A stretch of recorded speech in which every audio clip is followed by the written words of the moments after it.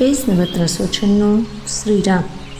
छाह करही घन विबुध गन, बरसहि सुमन सिहाहि। देखत गिरि बन बिहग मृग, राम चले मग जाहि। रस्तामां वादळो छाया करता जाय छे અને દેવતાઓ ફૂલો વરસાવે છે, સાથે સાથે ઈર્ષ્યાપૂર્વક પ્રશંસા કરે છે। પર્વત, વન અને પશુ પક્ષીઓને જોતા શ્રી રામજી માર્ગમાં ચાલ્યા જઈ રહ્યા છે। સીતલખન સહિત રઘુરાઈ, ગાંવ નિકટ જબ નિકસહિ જાઈ। સુની સબ બાલ વૃદ્ધ નર નારી, ચલहि तुरत गृह काजू बिसारी।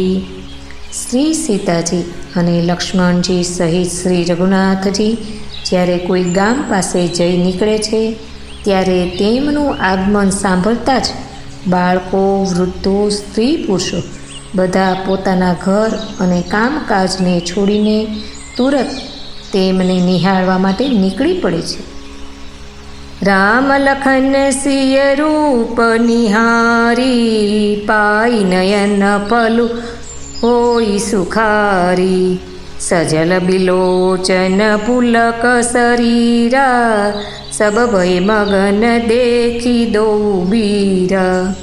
श्री राम, लक्ष्मण અને સીતાજીના રૂપને જોઈને નેત્રોનું ફળ પામીને તેઓ સુખી થાય છે। બંને વીર ભાઈઓને જોઈને બધા પ્રેમાનંદમાં મગ્ન થઈ ગયા। તેમના નેત્રોમાં જળ ભરાઈ આવ્યા અને શરીર પુલકિત થઈ ગયા। બરની ન જાય દશા તિન કેરી, લહી જનુરંકન સુરમની ડેરી। એક ન એક બોલી શીખ દેહી, લોચન લાહુ લેહુ છન એહી। તેમની દશા વર્ણન નથી કરી શકાતી। જાણે દરિદ્રોએ ચિંતામણીની ઢગલી પામી લીધી હોય। તે એક એકને પોકારીને શીખ આપે છે કે આ જ ક્ષણે નેત્રોનો લાભ લઈ લો। राम ही देखी एक अनुरागे, चितवत चले जाहि संग लागे। एक नयन मग छबिउर आनी, होहि शिथिल तन मन बरबानी।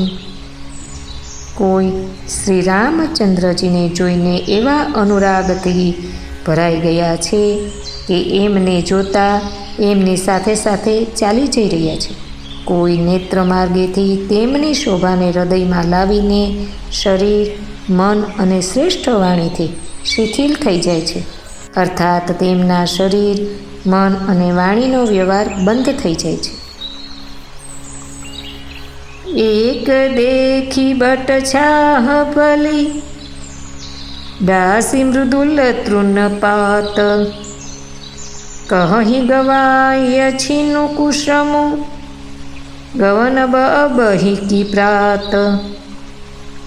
કોઈ વડની સુંદર છાયા જોઈને ત્યાં નરમ ઘાસ અને પાંદડા બિછાવીને શ્રી રામજીને કહે છે કે થોડીક વાર અહીં બેસીને થાક ઉતારી લો, પછી ભલે ને હમણાં જતા રહેજો કે ભલે સવારે। एक कलश भरिया नहीं पानी, अजय नाथ कहि मृदुबानी। सुनि प्रिय वचन प्रीति अति देखी, राम कृपाल सुशील विशेषी। કોઈ ઘડો ભરીને પાણી લઈ આવે છે અને કોમળ વાણીથી કહે છે કે નાથ આચમન તો કરી લ્યો। તેમના પ્રિય વચન સાંભળી અને એમનો અત્યંત પ્રેમ જોઈને દયાળુ અને પરમ સુશીલ શ્રી રામચંદ્રજીએ અસ્તુ